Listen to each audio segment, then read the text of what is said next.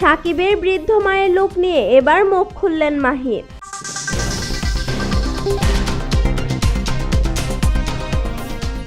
ঈদে মুক্তি পেয়েছে শাকিব খান অভিনীত সিনেমা রাজকুমার। মুক্তির পর থেকে দর্শকের কাছে বেশ আলোচনায় আছে ছবিটি।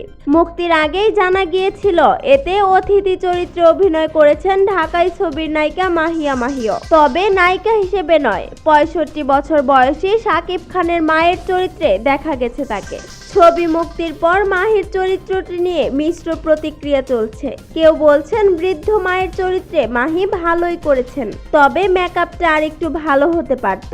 তবে মাহি তেমনটি মনে করছেন না। সংবাদ মাধ্যমকে তিনি বলেন, মেকআপ নিতে 2.5 ঘন্টা লাগতো, তুলতেও 2.5 ঘন্টা। উপযুক্তভাবে মেকআপ করা হয়েছিল। আবার কেউ কেউ বলছেন নায়িকা মাহির এভাবে মায়ের চরিত্রে অভিনয় করা ঠিক হয়নি। এ বিষয়ে মাহি বলেন, আমি গতানুগতিক থেকে একটু বের হতে চাই। আমি যুগের সঙ্গে চলতে চাই। বলিউডে দীপিকারা যদি মায়ের চরিত্র করতে পারে তাহলে আমি করলে সমস্যা কোথায়?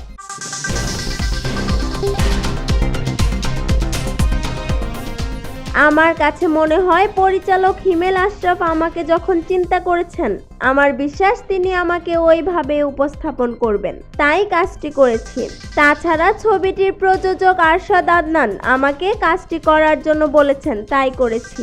বৃদ্ধ মায়ের চরিত্রটি করতে দারুণ অভিজ্ঞতা হয়েছে মাহির। তিনি বলেন, ছবিতে সন্তানের সঙ্গে বৃদ্ধ মায়ের কথোপকথনের জায়গাটা খুবই আবেগময়। চরিত্রটি করার সময় আমার সন্তান ফারিসকেই কল্পনায় রেখেছি।